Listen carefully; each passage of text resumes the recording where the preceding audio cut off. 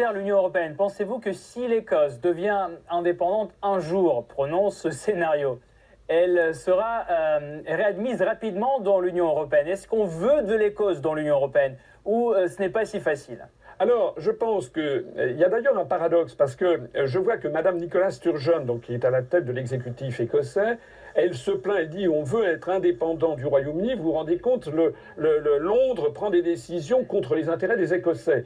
Je trouve ça assez extraordinaire, parce que qu'elle ne pourrait-elle pas dire de l'Union européenne? Vous savez que c'est l'Union européenne qui fixe, dans 80-85% des cas, les grands choix stratégiques de l'ensemble des pays de l'Union européenne. Donc c'est assez étrange, c'est un petit peu comme en Catalogne en Espagne, ces gens qui veulent être indépendantistes dans le cadre de l'Union européenne. Le parti politique que j'ai créé en France, nous voulons être indépendants, mais justement en sortant de l'Union européenne pour reprendre notre destin en main, notre destin national. Donc l'Écosse, si elle voulait être vraiment indépendante, elle devrait peut-être sortir du Royaume-Uni, mais surtout pas rentrer dans l'Union européenne. Elle devrait être un pays indépendant comme la Suisse ou la Norvège. Ça, c'est le premier paradoxe.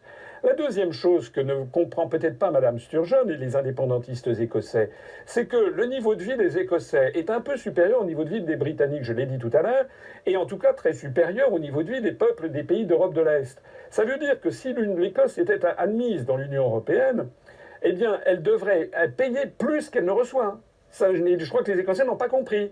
C'est-à-dire que c'est elle qui devrait payer les aides à la politique agricole, par exemple. Actuellement, c'est le Royaume-Uni qui paye des aides à la politique agricole commune par l'intermédiaire des fonds versés à Bruxelles et qui en fait restitution à l'Écosse.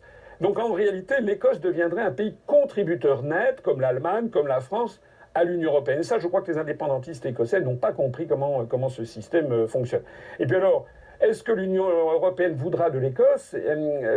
A priori, le Royaume-Uni étant sorti du Brexit n'aura plus son mot à dire, mais il faut, je rappelle, l'unanimité des États membres pour accepter un nouvel État membre. Et que dira, par exemple, le gouvernement de Madrid? Est-il certain que le gouvernement espagnol, le gouvernement de Madrid, donnera son accord à l'entrée de l'Écosse dans l'Union européenne, parce que ce serait un signal terrible qui serait envoyé, notamment aux indépendantistes catalans, puisque les Catalans veulent la même chose que les Écossais, les indépendantistes catalans. Ils disent on va devenir indépendant d'Espagne, mais on va réintégrer l'Union européenne. Donc il est possible que l'Espagne fasse un blocus, puis je rappelle qu'il faut l'unanimité des États membres et que le gouvernement de Madrid s'oppose à l'intégration de l'Écosse dans l'Union européenne, justement pour ne pas envoyer un message favorable aux indépendantistes catalans.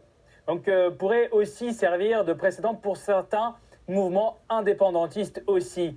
Merci beaucoup, Monsieur Asselineau. François Asselineau, président fondateur de l'Union populaire républicaine, était aujourd'hui avec nous. Merci encore, Monsieur Asselineau, pour cet éclairage.